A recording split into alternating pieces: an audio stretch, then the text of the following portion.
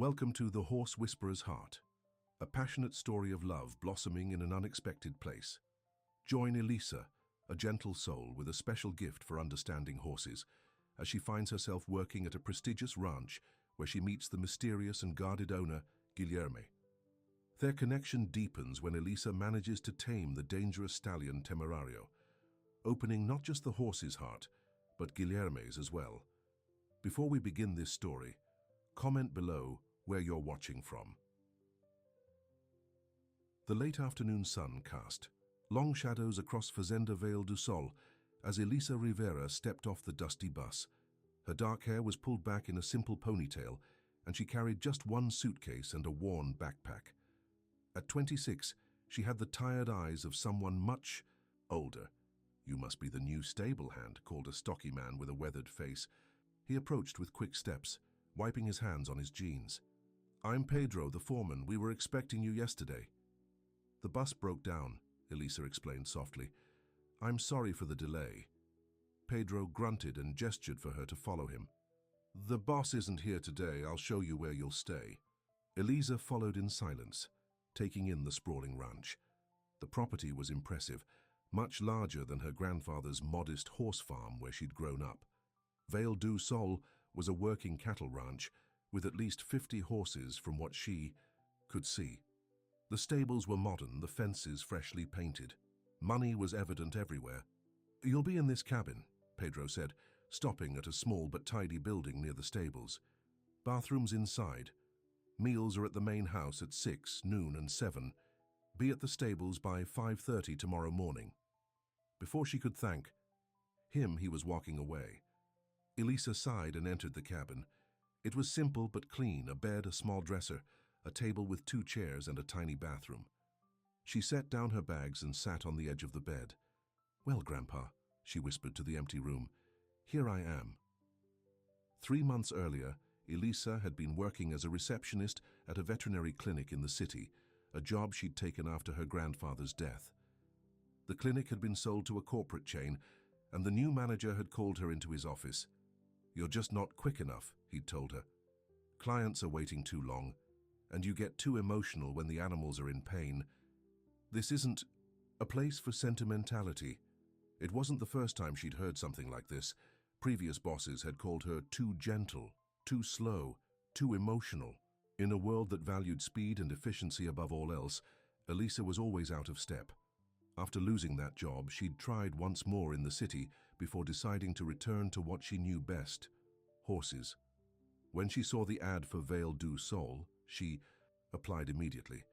The pay wasn't great, but it included room and board, and most importantly, it was far from the concrete and noise of the city. The next morning, Elisa was at the stables at 5:15, eager to prove herself. The head groom, a woman named Teresa, gave her a quick tour. "You'll help with feeding, grooming, and mucking out stalls," Teresa explained. "Nothing complicated. Just follow instructions and stay away from the back paddock." "What's in the back paddock?" Elisa asked. Teresa's face tightened. "Temerario. A stallion that should have been put down months ago. Too dangerous." "Dangerous how? 3 handlers injured already.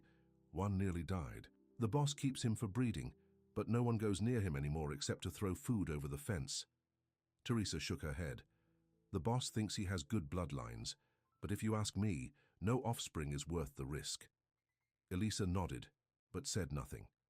In her experience, there was no such thing as an evil horse, just misunderstood ones.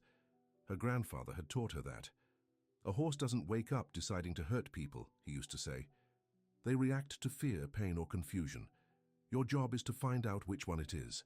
For the next week, Elisa worked hard and spoke little.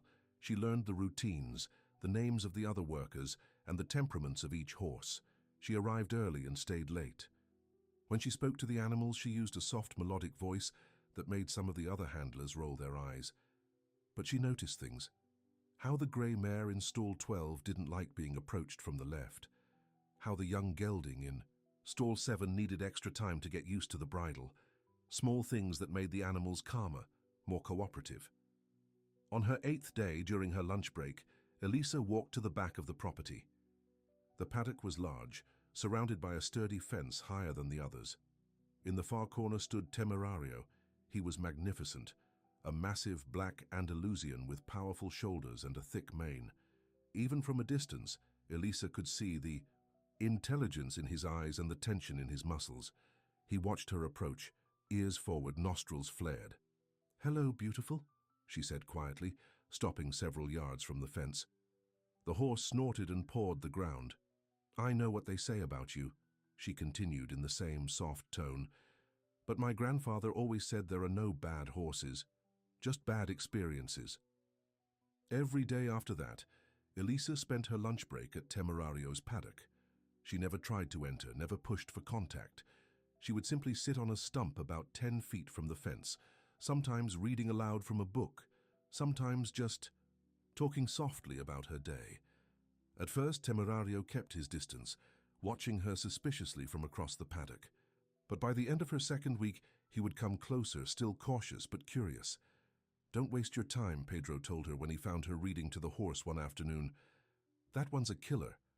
The boss only keeps him because he was his mother's favorite before the accident." "Accident?" Elisa asked. Pedro's expression darkened. "The boss's mother was a horse trainer. The best. She was working with a wild stallion when it threw her. She hit her head and never woke up. The boss was just a boy then." "That's terrible," Elisa said softly. "Senor Guilherme respects horses, runs a good business, but he doesn't get close to them anymore, not after that." Pedro shook his head. "And that one?" He nodded toward Temerario. "Is trouble waiting to happen?"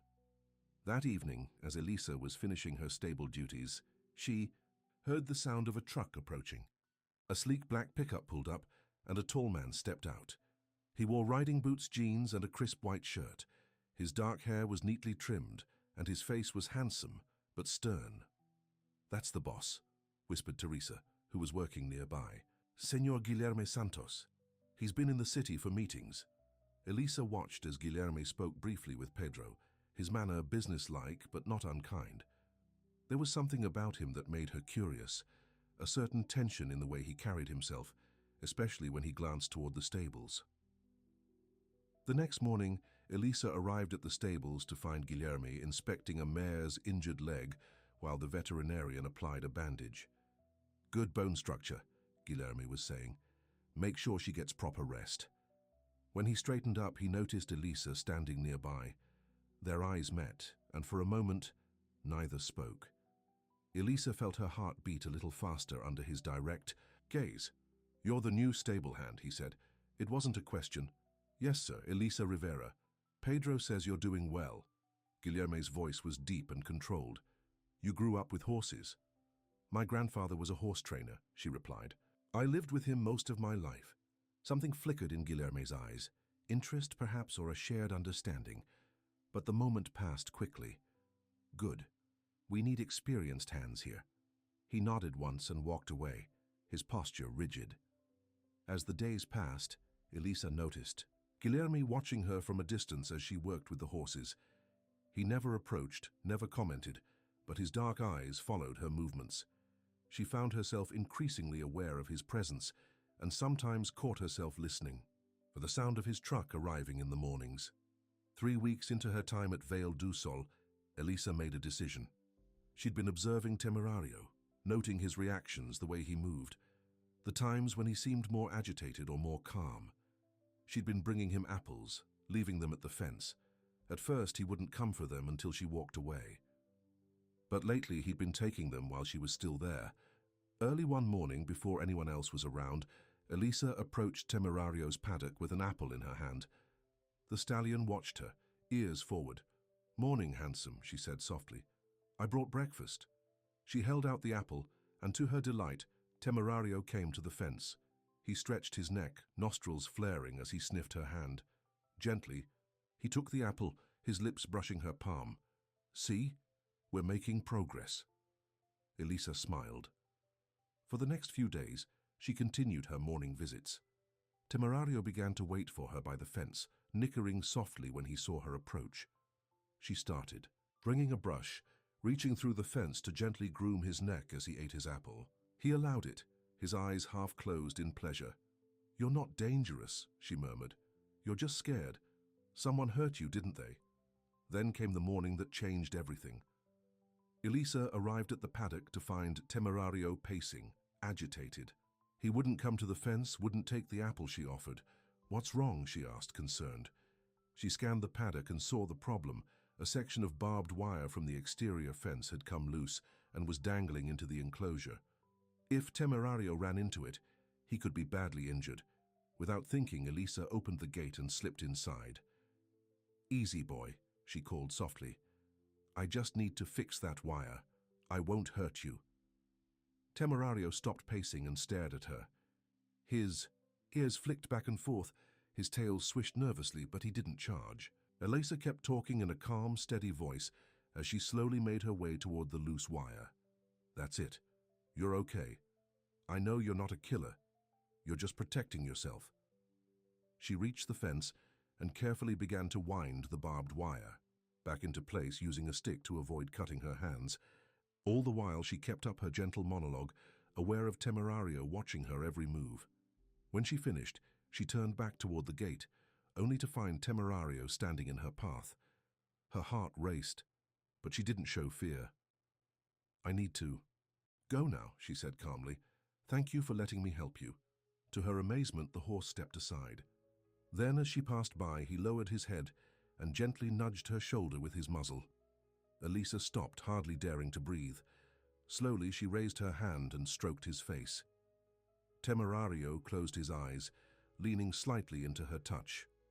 "You just needed someone to listen," she whispered. That's when she heard the sharp intake of breath behind her. She turned to see Guilherme standing at the paddock gate, his face a mask of shock and fear. "Don't move," he said tensely. "I'll get a rope." "No," Elisa replied, keeping her voice steady. "He's fine. We're fine." As if to prove her point, she walked slowly toward the gate, Temerario following a few steps behind her, like an obedient dog. When she reached the gate, she turned to the horse. "Thank you," she said, and slipped out through the gate. Guilherme stared at her, his expression a mixture of disbelief, fear, and something else she couldn't quite name. "How did you do that?" he asked, his voice hoarse. "That horse has injured 3 men. "I listened to him," Elisa said simply. "He's not mean. He's scared." Guilherme continued to stare at her, and then at Temerario, who remained calmly by the fence instead of running away as he usually did when people approached. "My mother would have said the same thing," he said finally, his voice soft with wonder. "You have my respect." He paused, as if struggling with what to say next. Then, almost as if he couldn't help himself, he added, "And my love." The words hung in the air between them. Elisa felt her cheeks grow warm, certain she had misheard. "I'm sorry," she said. Guilherme looked as surprised as she felt, as if the words had escaped without his permission. He cleared his throat. "My respect," he repeated firmly. "Anyone who can." Gentle Temerario has earned that. But something had changed between them. As they walked back to the stables together, Elisa could feel Guilherme looking at her differently, and despite her best efforts to focus on her job, she couldn't help but wonder what he had really meant to say. That evening, as she sat outside her cabin watching the sunset, Elisa thought about the day's events. She'd connected with Temerario in a way that felt almost magical, but more surprising was the connection she felt forming with Guilherme Santos, a man who seemed as wary of human contact as Temerario was of human hands. "What am I doing?" she whispered to herself. Getting involved with her boss was the last thing she needed. She'd come here to find peace, to work with horses, to heal from the loss of her grandfather. But as the stars began to appear in the darkening sky, Elisa couldn't help but feel that something important had begun. Something that, like her tentative friendship with a supposedly dangerous horse, might lead to unexpected places. The next morning, word had already spread throughout the ranch about Elisa's encounter with Temerario. As she walked toward the stables, she noticed the other workers watching her with a mixture of curiosity and disbelief. "Is it true?" Teresa asked as Elisa picked up a brush to begin her morning chores. "You went inside Temerario's paddock and he didn't attack you?" "He's not as dangerous as everyone thinks," Elisa said simply, not wanting to make a big deal of it. Pedro, who was passing by with a saddle over his arm, stopped and shook his head. "That horse put Miguel in the hospital for 3 weeks. Broke 2 of Joaquin's ribs. You got lucky, girl. It wasn't luck, Elisa insisted quietly. He was responding to how I approached him. Whatever it was, Teresa said. The boss is impressed. He's been talking about you. Elisa felt her cheeks warm at this information. He probably just doesn't want to lose another worker to the hospital, but she couldn't help wondering about Guilherme's strange words the day before. Had he actually said "my love," or had she imagined it? Either way, it had been a slip of the tongue, nothing more. A man like Guilherme Santos, wealthy, powerful, reserved, wouldn't be interested in a simple stable hand. As if her thoughts had summoned him, Guilherme appeared at the stable entrance. He was dressed for riding today, in boots, jeans, and a light blue shirt that brought out the warmth in his tanned skin. His dark eyes immediately found Elisa, and he walked directly toward her. "Good morning," he said, his deep voice formal but somehow softer than before. "I'd like you to come with me." Elisa glanced at Teresa, who nodded that it was okay for her to go. They walked in silence across the yard, past the main stables and toward Temerario's paddock. The big black horse was standing near the fence, as if waiting for them. When he saw Elisa, he nickered softly. "He remembers you," Guilherme said, stopping a safe distance from the fence. "I've never seen him respond like that to anyone." "He just needed someone to listen," Elisa said. Guilherme turned to look at her, his expression thoughtful. "My mother used to say something similar, that horses speak all the time, we just rarely listen." "Your mother sounds wise," Elisa said softly. "I'm sorry about what happened to her." Surprise flickered across Guilherme's face. "Pedro told you?" Elisa nodded. "He mentioned there was an accident with a horse." Guilherme's jaw tightened, and he looked out across the paddock. "I was 12. She was working with a new stallion, not Temerario, but one just as wild. I was watching from outside the ring. The horse reared. She fell backward." His voice trailed off. "The doctors said it was instant, that she didn't suffer." "I'm sorry," Elisa said again, resisting the urge to touch his arm in comfort. "After that, my father wanted nothing to do with horses. He would have sold them all, but the ranch needed them. So he hired trainers, handlers, but he never went near the stables again." Guilherme's eyes found hers. "And neither did I until I took over after his death 5 years ago. Is that why you keep Temerario? Because he was your mother's?" Guilherme nodded. "He was her last project. She'd only had him a month when the accident happened.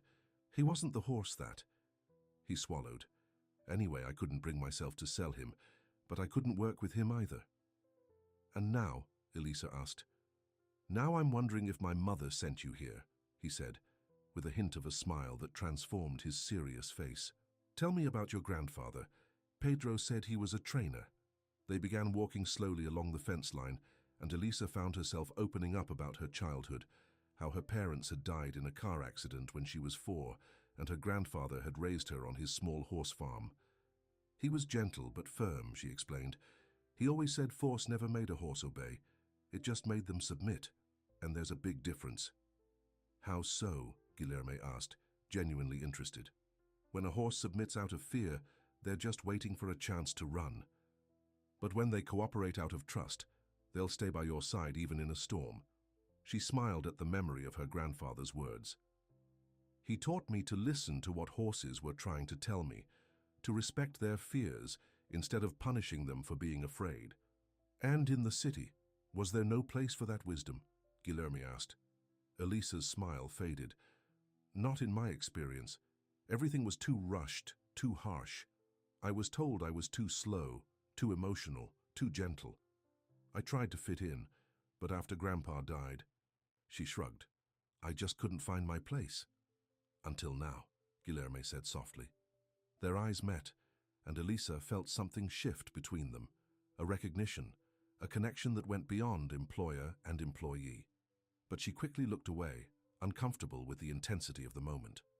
"I should get back to my chores," she said. Guilherme nodded. "Of course, but first I'd like to make you an offer.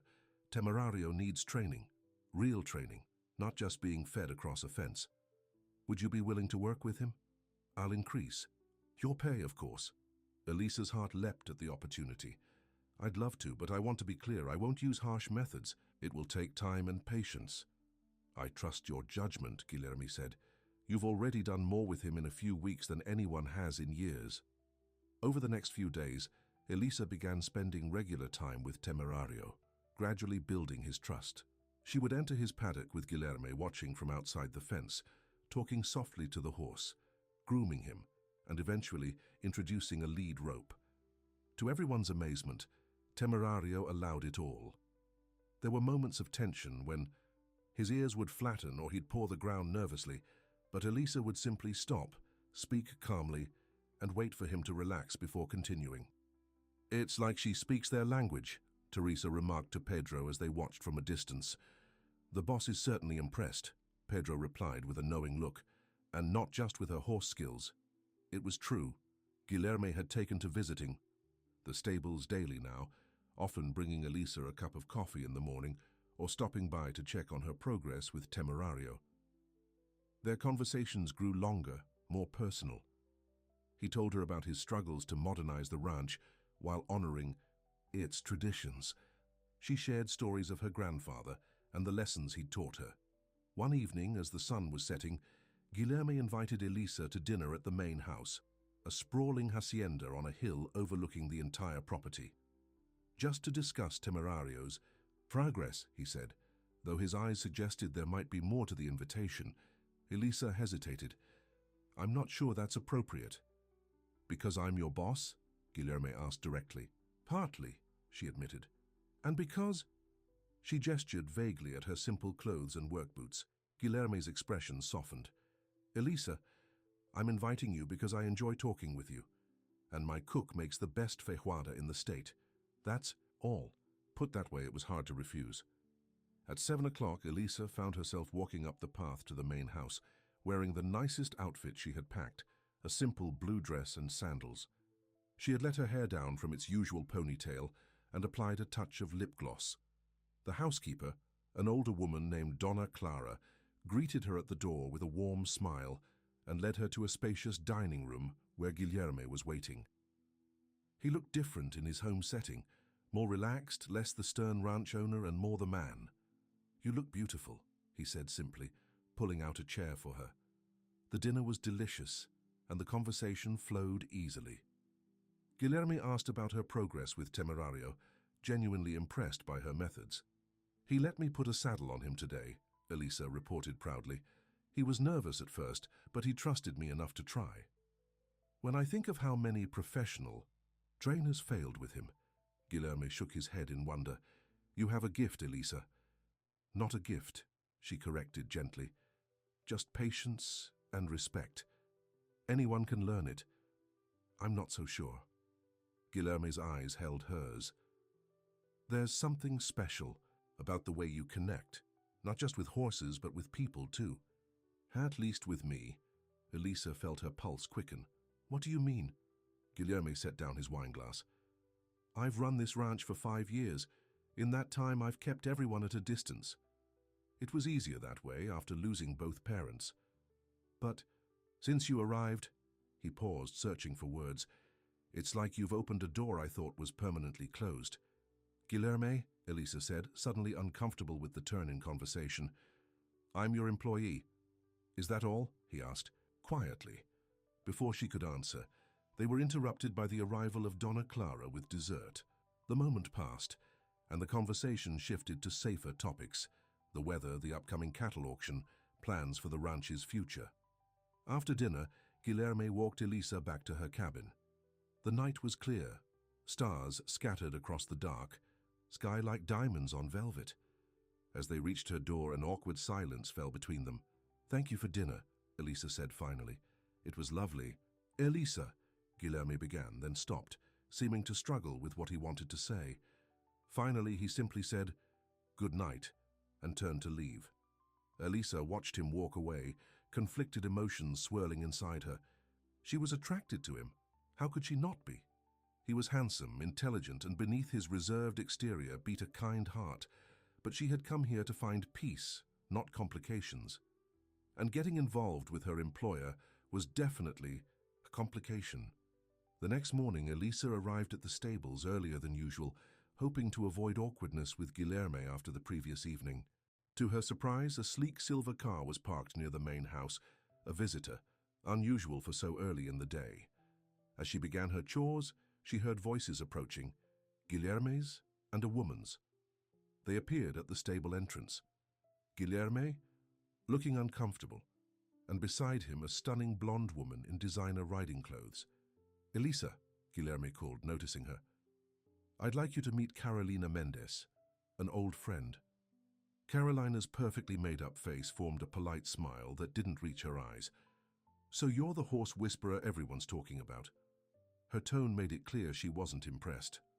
I just work with the horses, Elisa said simply. Carolina is interested in seeing Temerario, Guilherme explained, a certain tension in his voice. She's an accomplished rider. And potential buyer, Carolina added, her hand resting possessively on Guilherme's arm. If the horse is as exceptional as people say. Elisa felt a cold knot form in her stomach. You're selling Temerario? No, Guilherme said quickly, removing his arm from Carolina's grasp. I'm not. Carolina expressed interest, but I told her he's not for sale. Carolina's smile tightened. Guilherme is sentimental about this horse, but eventually he'll realize that keeping a dangerous animal out of sentiment isn't good business. Temerario isn't dangerous, Elisa found herself saying, not when he's treated with respect. So I've heard.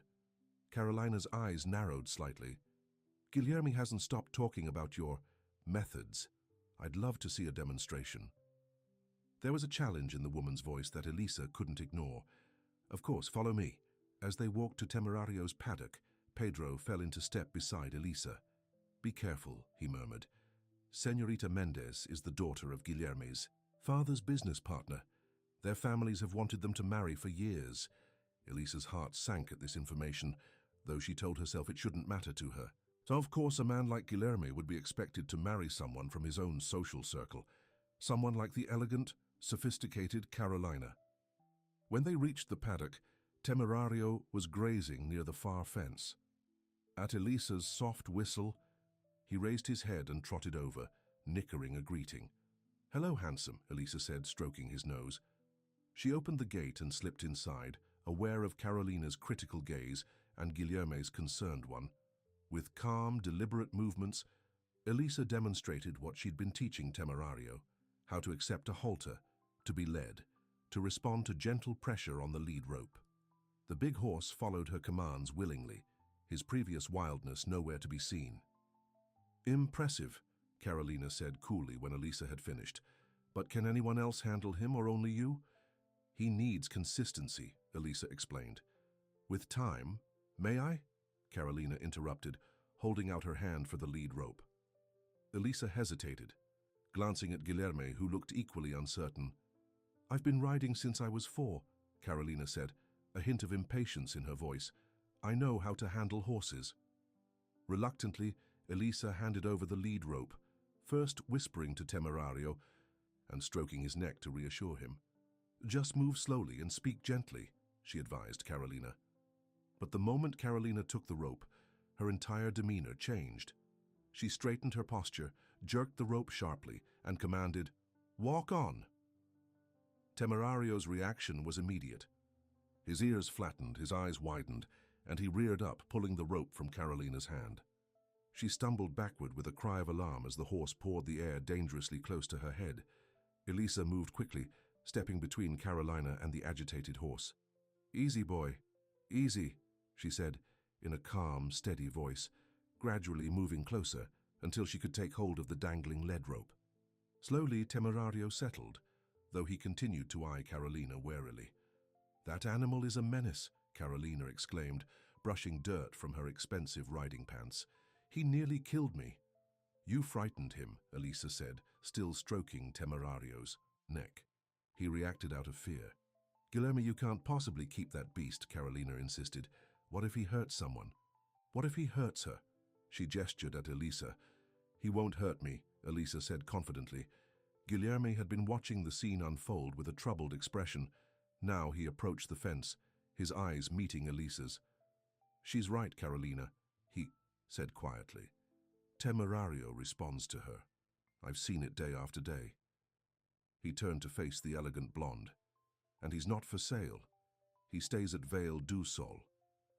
Carolina's perfect features hardened. "You're making a mistake. First keeping a dangerous horse, and now—" Her gaze flicked dismissively to Elisa, "getting attached to the help." Elisa flinched at the words, but kept her expression neutral as she led Temerario to the far side of the paddock, giving him a final pat before slipping out of the gate. "I should get back to my other duties," she said, avoiding Guilherme's eyes. "Elisa, wait," Guilherme called, but she kept walking. Behind her she could hear Carolina's voice, too low to make out the words, but with an unmistakable tone of possession and warning. The message was clear. Guilherme Santos belonged in Carolina's world, not with a simple stable hand who talked to horses. That evening, as Elisa sat on the small porch of her cabin watching the sunset, she heard footsteps approaching. Guilherme appeared, his expression troubled. "May I?" he asked, gesturing to the empty chair beside her. Elisa nodded, though part of her wanted to be alone with her thoughts.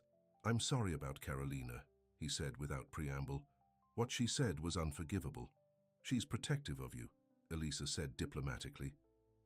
Guilherme made a dismissive gesture. "Carolina and I have known each other since childhood. Our fathers were business partners. There's always been an expectation that we might marry someday. But there's nothing between us, not on my part anyway." Elisa didn't know how to respond to this personal information, so she changed the subject. "Temerario did well today, despite the upset." "Thanks." "To you," Guilherme said, leaning forward in his chair. "Elisa, what you've done with him is remarkable. In just a few weeks, you've transformed him." "Not transformed," she corrected. "Just reminded him that humans can be trusted, that not everyone wants to control him through fear." Guilherme was silent for a moment, studying her face in the fading light. "You understand, don't you? Not just horses, but people too. You see past the defenses, the walls we build." Elisa felt suddenly vulnerable under his intense gaze.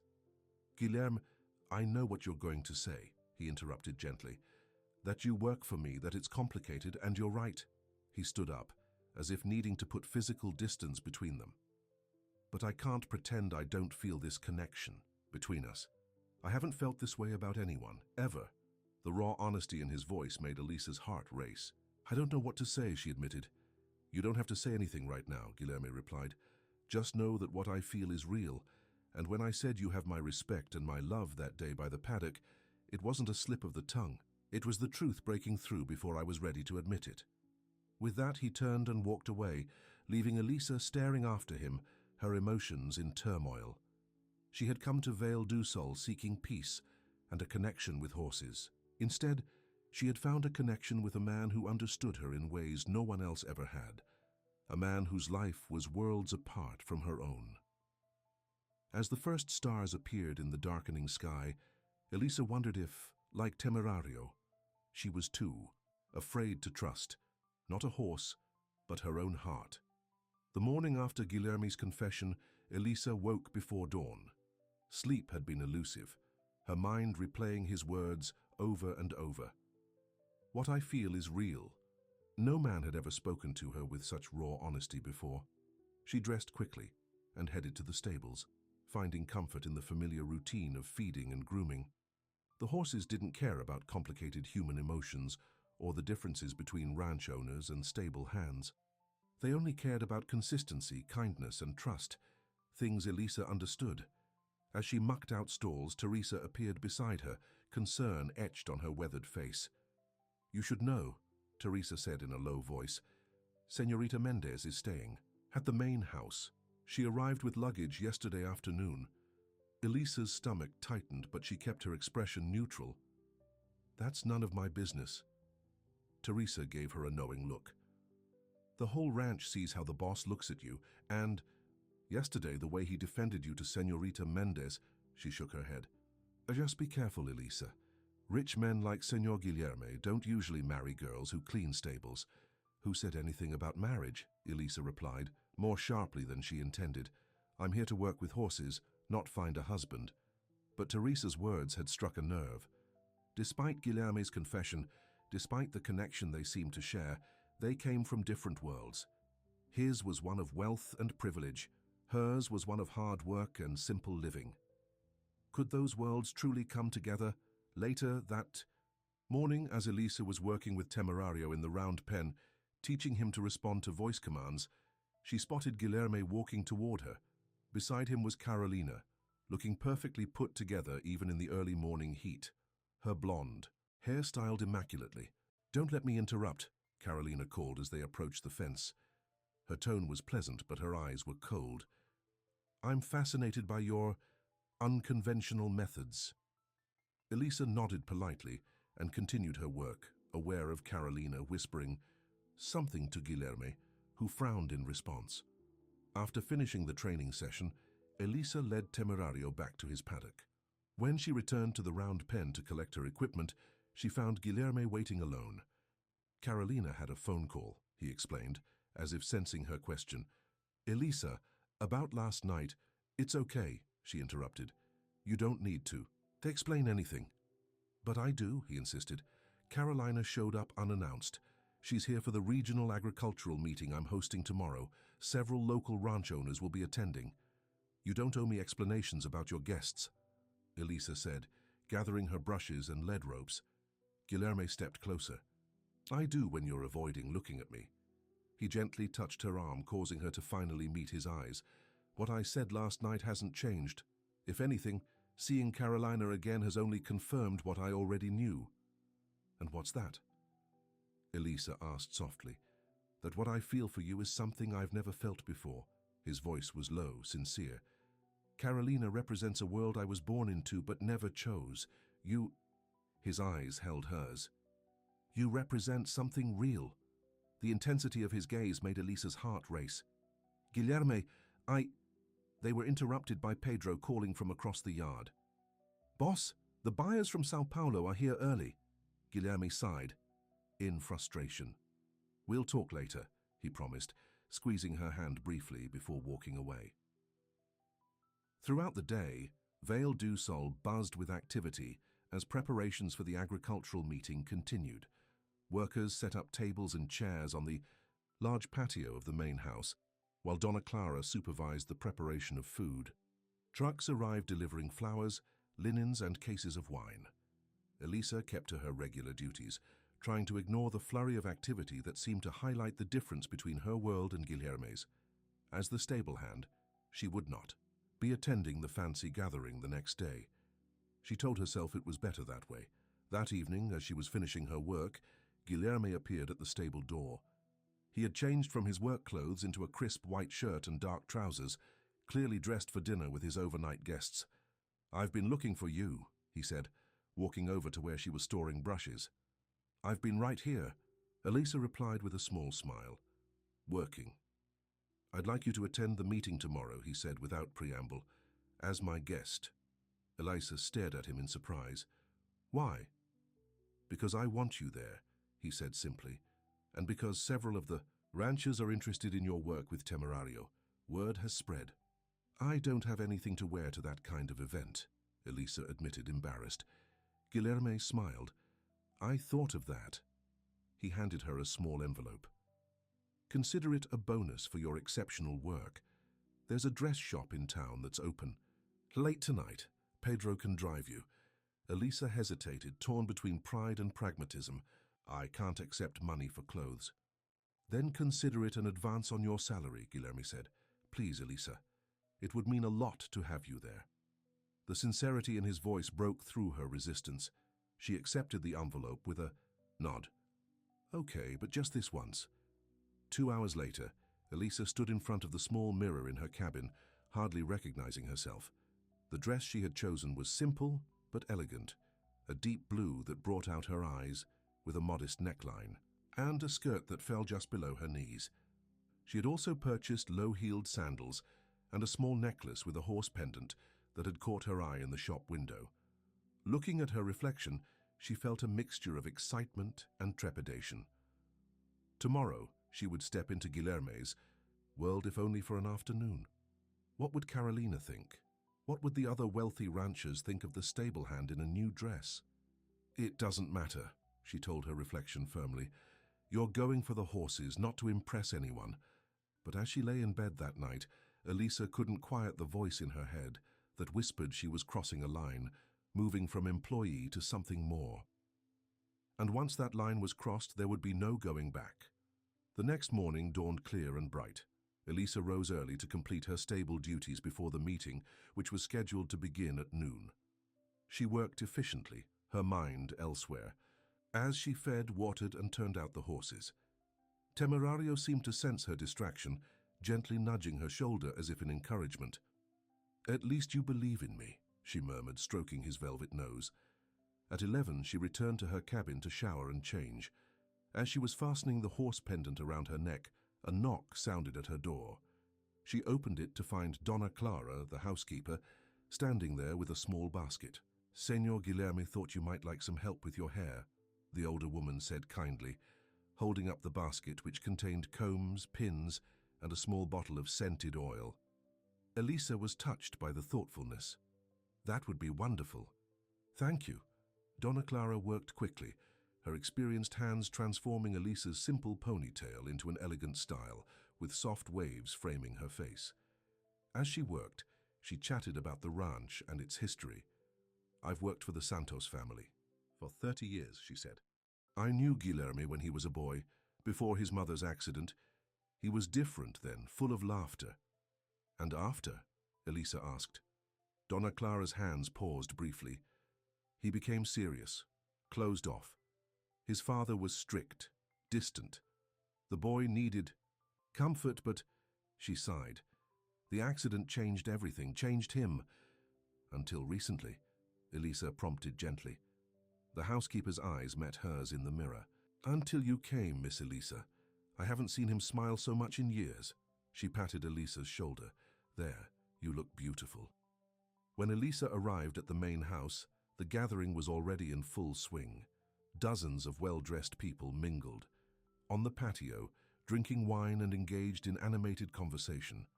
Servers in crisp uniforms circulated with trays of appetizers. A small string quartet played soft music in the background. Elisa hesitated at the edge of the crowd, suddenly feeling out of place despite her new dress.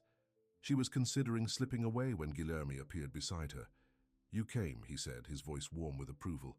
His eyes took in her appearance, lingering on the horse pendant. "You look stunning." "Thank you," she said, self-conscious, under his admiring gaze. "For everything." He offered his arm. "Let me introduce you to some people who are very interested in your work." Over the next hour, Elisa found herself speaking with several ranch owners about Temerario and her training. Methods. To her surprise, they listened respectfully, asked thoughtful questions, and seemed genuinely impressed. "We've had a problem stallion for years," one gray-haired rancher told her. "Valuable bloodlines, but too aggressive to handle. I'd pay good money for someone with your skills to work with him." "You could start a consulting business," another suggested. "Travel to different ranches, work with their difficult horses." Elisa was flattered but shook her head. "I prefer staying in one place, building relationships with the horses over time." "Well, Guilherme is lucky to have found you," the first rancher said, clapping Guilherme on the shoulder. "Your mother would have approved, my friend." Guilherme's hand found the small of Elisa's back, a gesture of both possession and pride that did not go unnoticed by those around them. "I know she would have," he agreed, his eyes meeting Elisa's with a warmth that made her cheeks flush. From across the patio, Carolina watched this exchange with narrowed eyes. She excused herself from her conversation and made her way toward them, elegant in a designer dress and heels that made her tower over Elisa. "There you are, Guilherme," she said, slipping her arm through his, effectively separating him from Elisa. Your father's old associates are asking for you. Business matters." She gave Elisa a dismissive smile. "You don't mind if I steal him away, do you? I'm sure you can find someone else to talk horses with." Before Elisa could respond, Carolina was leading Guilherme away. He glanced back apologetically, but allowed himself to be steered toward a group of serious-looking men in suits.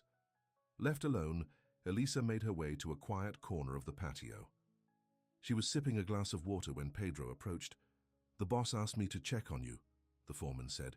"He's tied up with business talk." "I'm fine," Elisa assured him, though she felt increasingly out of place. Pedro nodded toward where Guilherme stood with Carolina clinging to his arm. Don't let Señorita Mendez bother you. She's been chasing the boss for years, but he's never looked at her the way he looks at you. Elisa wasn't sure how to respond to this observation. Pedro, how long have you worked here? 25 years, he said proudly. I started as a stable boy when Señor Guilherme was just a child. So you knew his mother? Pedro's weathered face softened. Señora Maria was special. She had a way with horses like you, and a kind heart. He nodded toward Guilherme. Her son has the same heart, though he tries to hide it behind that serious face. As the afternoon wore on, Elisa found herself engaged in conversations with other ranch employees and local horse trainers who were more her style than the wealthy owners. She was deep in discussion about natural horsemanship techniques when Carolina appeared at her side. "Could I speak with you privately?" the blonde woman asked, her smile not reaching her eyes. Curious, Elisa followed her to a quiet spot near the garden. Carolina's pleasant expression dropped as soon as they were alone. "I'm going to be direct," she said coolly. "Whatever you think is happening between you and Guilherme needs to stop." Elisa stiffened. "I don't think that's any of your business." "Oh, but it is," Carolina replied. "I've known Guilherme all my life. Our families have been intertwined for generations. We share the same world, the same values." Her eyes flicked dismissively over Elisa's dress. "You're a novelty to him, the simple girl who talks to horses. But novelties fade." "If you're so confident of that, why are you talking to me?" Elisa asked quietly. Carolina's perfect smile tightened. "Because I care about Guilherme, his position, his reputation. Do you have any idea what people are already saying? That he's infatuated with a stable girl." She leaned closer. "He has responsibilities, a legacy to uphold. He doesn't need distractions. Is that what I am? A distraction?" "For now," Carolina said coldly, "but eventually he'll remember who he really is and where he belongs." She straightened her designer dress. "If you truly care about him, you'll step aside before you embarrass him further." With that, she walked away, leaving Elisa shaken. Despite her best efforts to dismiss Carolina's words, they had struck a nerve. Was she fooling herself? Could someone like Guilherme really bridge the gap between their worlds, or was she simply a temporary fascination? As the guests began to depart, Elisa slipped away from the gathering and headed toward the stables. She needed the comforting presence of the horses, the simplicity of their needs and emotions compared to the complexity of human relationships. She found Temerario in his paddock, watching her approach with his intelligent eyes. Without changing out of her dress, she entered the paddock and buried her face in his muscular neck, finding solace in his warm, earthy scent. "What am I doing?" she whispered. "I didn't come here for this." After a while, she heard footsteps approaching. Guilherme stood at the fence, his tie loosened, his expression concerned. "I've been looking everywhere for you," he said. "Are you okay?" Elisa nodded, not trusting her voice. Guilherme opened the gate and stepped into the paddock. Temerario, who once would have charged at any man who entered his space, merely watched with pricked ears. "Did something happen?" Guilherme asked, coming to stand beside her. "Did someone say something to upset you?" Elisa stroked Temerario's neck, gathering her thoughts. "Carolina and I had a talk," she finally said. Guilherme's jaw tightened. "What did she say?" "Nothing I hadn't already thought myself," Elisa admitted. "That we come from different worlds, that I'm just a novelty to you." "And you believe that?" There was hurt in his voice. "I don't know what to believe," Elisa said honestly. "This wasn't what I came here for, Guilherme. I wanted peace, simplicity. I wanted to work with horses, not—" She gestured vaguely between them. "Not fall in love?" he finished softly. The words hung in the air between them. Elisa's heart pounded as she realized he had named the feeling she'd been afraid to acknowledge, the reason Carolina's words had hurt so deeply. "It's complicated," she whispered. "Only if we make it so." Guilherme reached out, gently turning her to face him. "Elisa, I don't care about different worlds or what people say. I care about how I feel when I'm with you, like I've found something. Genuine in a life that's been filled with surface-level connections." And what about your responsibilities? Your legacy, she asked, echoing Carolina's words. Guilherme shook his head. My responsibility is to be true to myself, something I haven't been for a long time. As for legacy, he glanced at Temerario, who was watching them with curious eyes. My mother's legacy wasn't about money or social status. It was about connection, trust, understanding. You embody that more than anyone I've ever met. He took her hands in his. I'm not asking for promises. I'm just asking for a chance, for us to explore what this could be without letting the rest of the world decide for us. Elisa looked into his eyes and saw sincerity there and vulnerability that matched her own. I'm scared, she admitted. Not of you, but of being hurt, he finished. I know. So am I. A small smile touched his lips. But someone very wise recently taught me that fear doesn't have to control us. Despite herself, Elisa smiled back. Using my own lessons against me? Learning from you, he corrected, like Temerario has. His expression grew serious again. Elisa, Their moment was interrupted by the sound of a car horn honking insistently from the direction of the main house. Pedro appeared, jogging toward them. Boss, he called. There's trouble at the north pasture. The new bull broke through the fence, and 2 of the men are hurt. Guilherme immediately switched to action mode. How badly? Scratches mostly, but Mauricio might have a broken arm. Call the doctor, Guilherme instructed, already heading for the gate, and get the tranquilizer gun from the storage room. He turned back to Elisa briefly. I have to go, but this conversation isn't over. She nodded, watching as he strode away with Pedro. Even in this moment of crisis, there was something reassuring about his capable response, his immediate concern for his workers.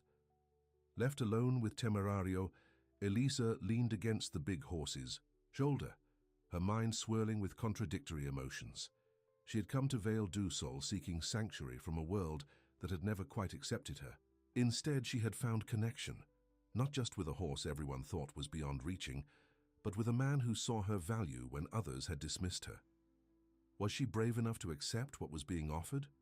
Or would fear win out, as Carolina had predicted? As if sensing her inner turmoil, Temerario gently nudged her shoulder. Elisa stroked his powerful neck, remembering how far he had come, from a horse so traumatized he attacked anyone who approached, to one who could stand calmly, beside 2 humans engaged in an emotional conversation. You took a chance on trusting again, she told him softly. Maybe I should follow your example. The shadows lengthened across the paddock as the sun began its descent. Elisa made her way back to her cabin, the blue dress now smudged with dust and horsehair. She changed into her regular clothes and sat on her small porch, watching as ranch workers hurried back and forth, dealing with the emergency at the north pasture. Hours later, as stars began to appear in the darkening sky, she saw Guilherme's truck return. He looked tired as he climbed out, talking briefly with Pedro before heading toward the main house. Elisa wondered if Carolina would be waiting for him there, ready to console him after a difficult evening. She was about to go inside when she noticed Guilherme change direction, walking not toward the main house but toward her cabin. He moved with purpose, his strides long and determined. Elisa stood as he approached, her heart racing with a mixture of anticipation and anxiety. Is everyone okay? She asked as he climbed the porch steps. Mauricio's arm is broken, but he'll be fine, Guilherme replied. The bull is sedated and back where he belongs. That's good. Elisa was suddenly very aware of how close he was standing, of the intensity in his dark eyes. I told Carolina she needs to leave tomorrow, he said, without preamble. Elisa's eyes widened in surprise. Why? Because she crossed a line. His voice was firm. No one gets to tell you that you don't belong here. Not when I'm the one who wants you to stay more than anything. The raw honesty in his voice made her breath catch. Before she could respond, he had closed the distance between them, his hands gently framing her face. I meant what I said earlier, he murmured. I'm falling in love with you, Elisa. And I hope you might be feeling the same way. Time seemed to stand still as they looked at each other in the soft evening light. Then, with a courage that surprised her, Elisa rose on her tiptoes and pressed her lips to his. The kiss was gentle at first, then deepened as Guilherme pulled her closer, one hand sliding to the small of her back. When they finally parted, both were breathing heavily, their foreheads touching. "I do feel the same way," Elisa whispered, "but I'm still scared." "We'll take it slow," Guilherme promised, brushing a strand of hair from her face. "One day at a time, like training a wild horse." She smiled at the comparison. "Are you saying you need to be trained?" His laugh was warm and genuine. "Maybe we both do, but I think we have an excellent teacher in Temerario." As they stood together on the small porch under the star-filled sky, Elisa felt something settle inside her, a sense of rightness, of belonging that she hadn't felt since her grandfather died. Val du Sol had become more than a temporary job. It had become a place where she was valued, not despite her gentle nature, but because of it. And Guilherme Santos had become more than her employer. He had become someone who saw her true self and wanted her exactly as she was. The journey ahead wouldn't be easy. There would be more Carolinas, more skeptics, more obstacles. But for the first time, Elisa didn't feel the need to run away or hide. She had found her voice, her purpose, and perhaps even her heart's home, all because of a horse named Temerario, who had taught them both that trust, once broken, could be rebuilt, stronger and more resilient than before. The weeks that followed were some of the happiest of Elisa's life. She continued her work with the horses, spending mornings training Temerario and afternoons tending to her regular duties. But now there were evening walks with Guilherme, dinners on her small porch or at the main house, and quiet conversations that stretched late into the night. They took things slowly, as Guilherme had promised. During the day, they maintained a professional relationship, with Elisa focusing on her work and Guilherme running the ranch. But the ranch workers weren't blind. They saw the way their boss's face lit up whenever Elisa was near, how he made excuses to visit the stables, how often his truck was parked near her cabin in the evenings. "The boss hasn't smiled this much in years," Pedro commented one morning as he helped Elisa repair a fence. "It's good to see." Teresa was more direct. "When's the wedding?" she teased, causing Elisa to blush furiously. "It's not like that," Elisa protested. "We're just getting to know each other." Teresa gave her a knowing look. That's how it always starts." True to his word, Guilherme had sent Carolina away the day after their confrontation. She had left in a storm of angry words and slammed doors, promising that this isn't over and that he'll come to his senses eventually. But in the weeks since, there had been no sign of her, and Guilherme seemed relieved by her absence. One beautiful afternoon, Guilherme surprised Elisa with a picnic by the stream that ran through the eastern edge of the property. They sat on a blanket under a large tree, watching the play of sunlight on the water. "I have something to show you," Guilherme said, reaching into his pocket. He pulled out a small, worn photograph and handed it to Elisa. It showed a woman in her 30s, with dark hair and a warm smile, sitting on a beautiful chestnut horse. She was laughing at the camera, her posture relaxed and confident. "Your mother?" Elisa asked softly. Guilherme nodded. "That was taken a month before the accident. The horse she's riding is Apollo, Temerario's sire." Elisa studied the photograph with interest. "You have her smile?" she observed. "When you actually let yourself smile, that is." He chuckled, taking her hand. "I'm doing that more these days, thanks to you." His expression grew more serious. "I've been thinking about what my mother would say about all this, about us." "And she'd approve," he said confidently. "She always told me to follow my heart, not my father's expectations. After she died, I forgot that for a long time." Elisa squeezed his hand. "Tell me more about her." For the next hour, Guilherme shared stories of his mother, how she'd defied her wealthy family to marry for love, how she'd insisted on working with the horses herself rather than just supervising others, how she'd taught Guilherme to ride when he was barely 4 years old. "She sounds wonderful," Elisa said when he finally fell silent. "I wish I could have met her." "She would have loved you," Guilherme said, his eyes warm. "You remind me of her in so many ways. Your patience, your gentleness, the way you see beyond the surface to what matters." Elisa leaned against him, content in the moment. The doubts that had plagued her in the beginning, about their different backgrounds, about what others might think, had faded in the face of the genuine connection they shared. "What are you thinking about?" Guilherme asked, stroking her hair. "How strange life is," she replied. "6 months ago I was in the city, feeling like I didn't belong anywhere. And now, she looked up at him with a small smile. "Now, I feel like I'm exactly where I'm supposed to be."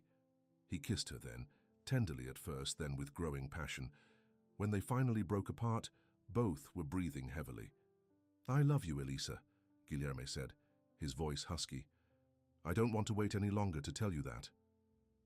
"I love you too," she whispered back, the words coming easily, naturally. Because they were true, had been true for longer than she'd been, willing to admit, even to herself. They stayed by the stream until sunset, talking about their hopes, their fears, their dreams for the future. It was a perfect day, one that Elisa knew she would remember for the rest of her life. But life is rarely perfect for long. The next morning, Elisa was working with Temerario in the round pen when she heard the sound of a car approaching. She looked up to see a sleek silver Mercedes pulling up to the main house. Her heart sank as Carolina stepped out, looking as elegant and polished as ever, in designer jeans and a silk blouse.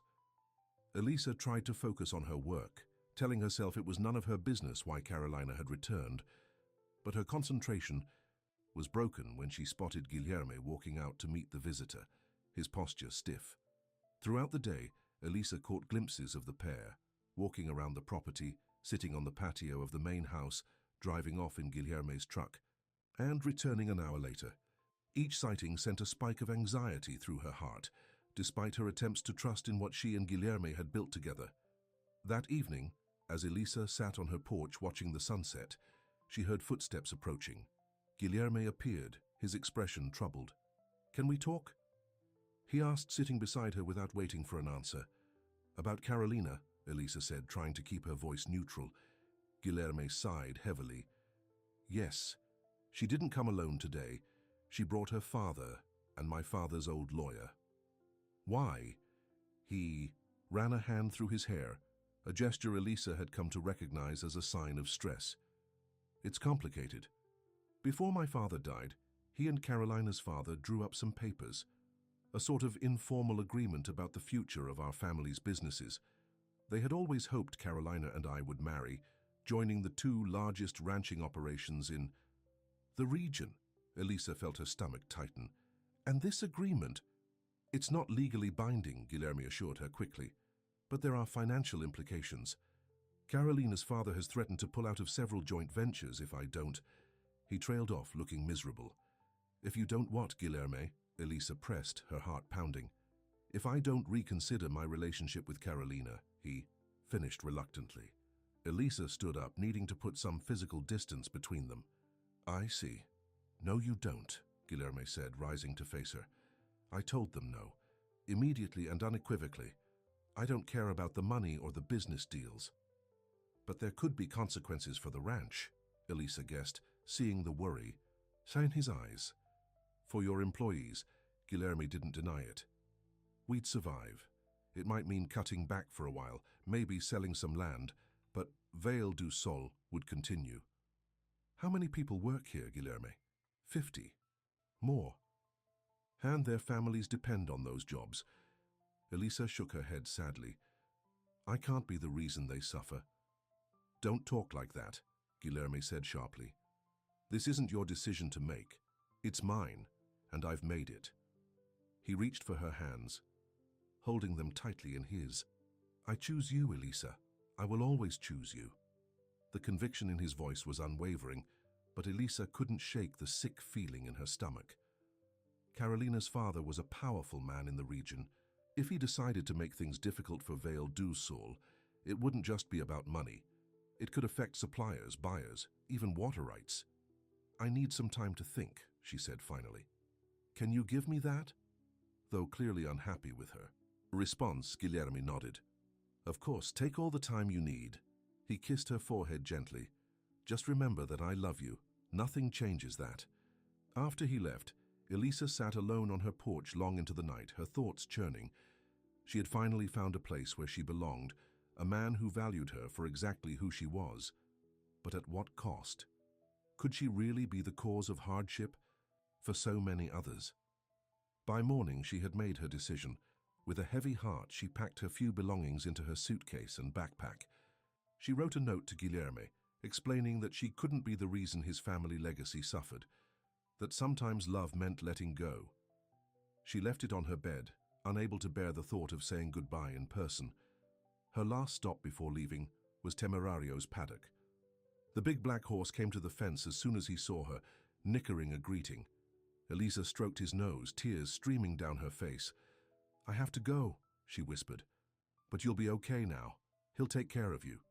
Temerario seemed to sense her distress. He pressed his head against her chest, standing unusually still as she wrapped her arms around his neck one last time. "Goodbye, beautiful boy," she murmured. "Thank you for everything you taught me." With a final pat to his powerful shoulder, Elisa turned away. She had asked Pedro to drive her to the bus station, telling him she had a family emergency. The old foreman had looked skeptical, but had agreed to be ready at 7. As she walked toward the front gate where Pedro would be waiting, Elisa kept her head down, not wanting to risk running into Guilherme. But fate had other plans. Going somewhere. She froze at the sound of his voice. Guilherme was leaning against his truck, her note in his hand, his expression a mixture of hurt and anger. "How did you—" she began. "Pedro told me," he said. "Unlike some people, he doesn't believe in running away without a proper goodbye." Elisa flinched at the accusation in his tone. "I left you a note." "A note?" His laugh was bitter. "After everything we've shared, you were going to disappear with just a note?" "It's the right thing to do," Elisa insisted, though her resolve was weakening under his intense gaze. "You know it is." "No, I don't know that," Guilherme countered, pushing away from the truck to stand before her. "What I know is that I love you. What I know is that you're walking away not because you don't love me, but because you're afraid. I'm trying to protect you. Your ranch, your people." "They're not just my people," he interrupted. "They're our people. This place, this life, I want to share it with you, Elisa, all of it." She shook her head, tears threatening again. "You're not thinking clearly. Carolina's father is a bully who's used to getting his way," Guilherme finished. "But I'm not my father. I won't be manipulated or threatened into living someone else's idea of what my life should be." His certainty was like a beacon cutting through her fears, but still she hesitated. "What about the ranch? We'll figure it out together." He stepped closer, taking her hands in his. "Last night after I left you, I couldn't sleep. I kept thinking about what my mother would do in this situation. And?" A small smile touched his lips. "She'd fight. For what matters? For who matters?" He reached up to gently wipe a tear from Elisa's cheek. "You matter, Elisa. More than business deals, or family expectations, or what anyone else thinks. Liwa." Conviction in his voice was hard to resist. "But no more buts," Guilherme said firmly. "I'm not letting you leave, not like this." Elisa looked into his eyes and saw the same unwavering trust she'd worked to build with Temerario, a connection that went beyond words, beyond reason, straight to the heart. "Stay," Guilherme whispered. "Stay and face this with me. Together." Before she could respond, the sound of hoofbeats drew their attention. To their shock, Temerario was galloping toward them, having somehow escaped from his paddock. Workers scattered out of his path, some shouting warnings, but instead of charging at them aggressively, the big horse slowed as he approached, coming to a stop just a few yards away. He stood there, ears forward, watching them intently. "Did you leave his gate open?" Guilherme asked in disbelief. Elisa shook her head. "No, he must have figured out how to open it himself." Slowly, carefully, Temerario approached Elisa. He lowered his massive head and gently butted her suitcase, pushing it away from her with his nose. Then he positioned himself between Elisa and the gate, as if blocking her path. A laugh of surprise bubbled up from Elisa's throat. "I think he's telling me not to go." Guilherme's expression softened as he watched the interaction. "Smart horse." He moved to stand beside Temerario, resting a hand on the animal's shoulder, a gesture that would have been unthinkable months ago. See? Even he knows where you belong. Elisa looked from the horse to the man, both watching her with similar expressions of expectation. In that moment, the last of her resistance crumbled. "Okay," she said softly. "I'll stay." Temerario nickered softly, as if in approval, while Guilherme's face broke into a radiant smile. He closed the distance between them, sweeping Elisa into his arms and spinning her around. "You won't regret it," he promised, setting her back on her feet but keeping his arms around her waist. "Whatever comes, we'll face it together." Later that same day, Guilherme called a meeting of all the ranch employees. Standing on the porch of the main house with Elisa by his side, he addressed the gathered workers. "Some of you may have heard that there might be changes coming to Vale du Sol," he began. "It's true that we may face some financial challenges in the months ahead, as I've chosen to end certain business relationships that came with unacceptable conditions." A murmur ran through the crowd, but Guilherme raised a hand for silence. "But I want to assure you all that your jobs are secure. Vale du Sol has stood for generations, through drought and flood and changing markets. We'll weather this storm too." He turned to look at Elisa, taking her hand in his. "I also want to tell you that Ms. Rivera will be taking on a new role here, at the ranch, as my partner in business and in life." The announcement was met with cheers and whistles from the workers. Pedro grinned broadly, while Teresa wiped a suspicious moisture from her eye. "Together," Guilherme continued once the noise had died down, "we plan to expand our horse training program.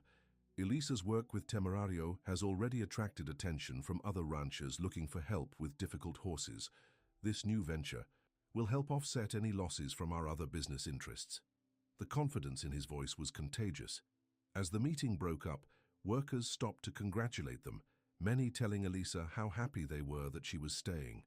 "See," Guilherme said when they were finally alone again, "our people support us." "Our people," Elisa repeated, liking the sound of it. "But what about Carolina and her father?" Guilherme's expression hardened slightly. "They'll accept our decision. Eventually, and if they don't, we'll succeed without them." The next few months were not easy. True to his threats, Carolina's father withdrew from several joint ventures, causing financial strain at Vale du Sol. There were weeks when Guilherme worked from dawn until midnight, restructuring loans, finding new buyers for their cattle, negotiating with suppliers. But as he had predicted, they weathered the storm. Elisa's horse training program slowly gained recognition throughout the region. Ranchers began bringing their problem horses to Vale du Sol, paying well for Elisa's gentle but effective methods. Temerario, once considered dangerous and worthless, became something of a local celebrity, the horse that no one could handle until Elisa came along.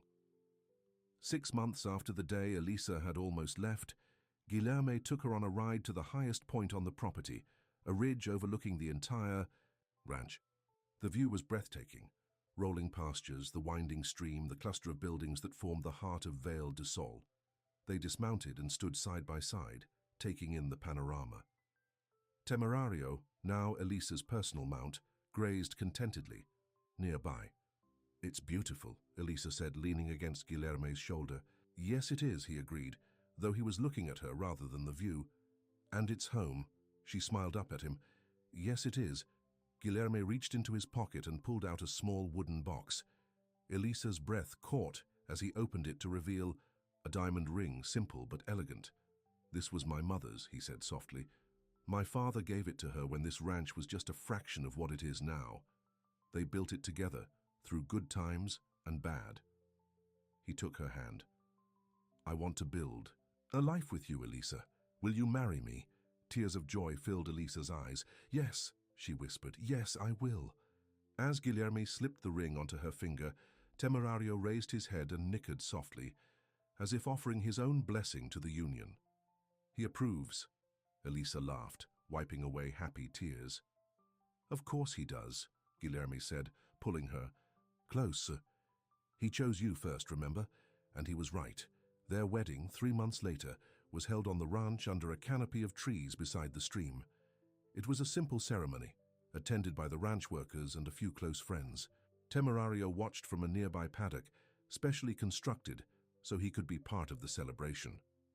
Carolina and her father did not attend, though they had been invited, Guilherme's attempt at reconciliation. But a week after the wedding, a package arrived from their ranch. Inside was a silver frame containing an old photograph of Guilherme's mother with Carolina's father, both young and smiling on horseback. A note in Carolina's elegant handwriting read simply, "May you find the happiness my father and your mother once hoped for, just not how they imagined it. Congratulations." "A peace offering," Guilherme said, studying the photograph with surprise. "A good sign," Elisa agreed. Life at Vale du Sol settled into a rhythm of work and love, challenges and triumphs. Elisa's horse training program flourished, eventually becoming as important to the ranch's income as the cattle operation. Guilherme, freed from the weight of others' expectations, found joy in running the ranch his way, with compassion, innovation, and Elisa by his side. A year after their wedding, they stood together in Temerario's paddock, watching as the once wild stallion gently nuzzled Elisa's growing belly. "He knows," Guilherme said with wonder.